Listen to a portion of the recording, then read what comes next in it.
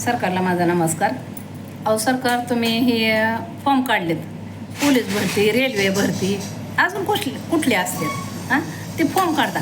खरी तुमची भरती किती असते हां, खरी किती असते, किती तुम्ही फॉर्म काढताय? अहो सरकार, जरा विचार करायचे. बरं, कोणीतरी पोरं आशानेच फॉर्म भरत्यान का नाही हां? कोणाची भरत्यान फॉर्म? डॉक्टर इंजिनियरचे पोरं फॉर्म भरत्यान का?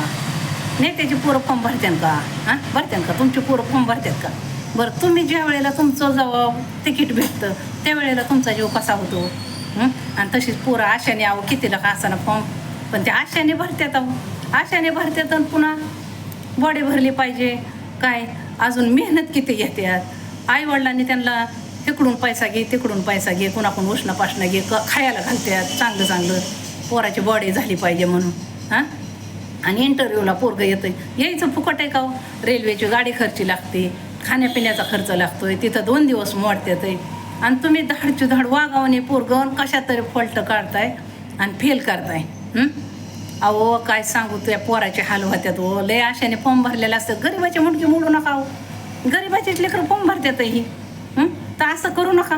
अहो पोरगं येताने कोणच्या तोंडाने यावं घरी म्हणून डसा डसा रडत येतंय हां. तुम्हाला हात जोडून विनंती, विचार करा कुठं पैसे काढायचं, कुठं नाही काढायचं. तुम्ही ही जी 1,500 देताय का नाही, ह्याचा काहीच उपयोग नाही.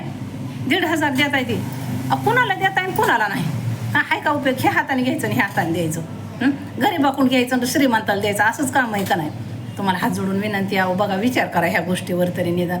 आणि प्रेक्षकांना पण माझा नमस्कार आहे. आवडलं तर लाईक करा, शेअर करा, कमेंट करा.